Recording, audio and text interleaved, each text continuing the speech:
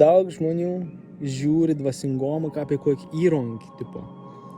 Nu gerai, dvasingomas, manifestacijas, visoks čia, bla bla bla, žinai, paistalą kažkokį, žmonės taip sako, bet paskui kažkas kalba, žinai, aš išmanifestavau ten tiek pinigų ir tiek pinigų.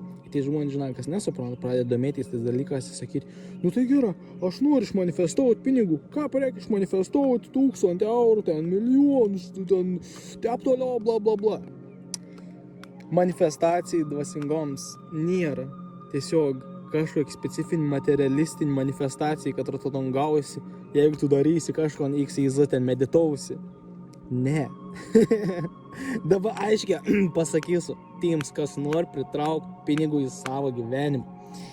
Dabar iškart pasakau, kad nebus taip, kad tu pritrauksi milijoną, ar ten 10 000, ar ten 10 eurų. Tu pritrauksi ton, ko tau reikia. Tu nepritrauki to, ko tu nori. Tu pritrauki to, ko tau reikia, kad tu augtum. Aš tau gyvenim kelią nežinau. Aš nežinau, ko tu pasirinkai, kokį tu pamoks pasirinkai išmokti. Taip pat ir tu man gyvenim kelią nežinai, ne? Ir aš pritrauku savo finansus, visko, absoliučiai, ko aš turiu, pritrauku pats. Ir ką aš tom dabar dalyką padarau? Svarbu ir suprasti, kad gausa, ana yra visur. Ana yra visur. Tu primesk, kiek medžių, kiek daug medžių.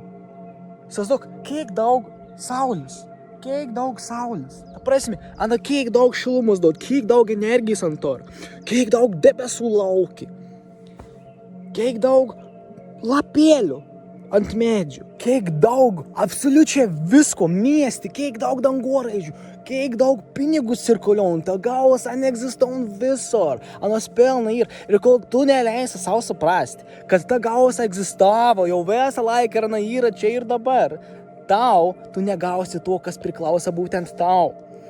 Ir kai tu leidi savo suprasti, kad gausa ir visur, ir tu priimi ton gausą, tu leidi savo matyti gausą visur, ir svarbiausia, kad tu seki savo aistrą, darai tą, ką tu myli, seki savo aistrą be jokio lūkesčio, tu pritrauksi viską, ko tau reikia, kad tu galėtum tęsti dar daugiau sekti savo ton aistrą.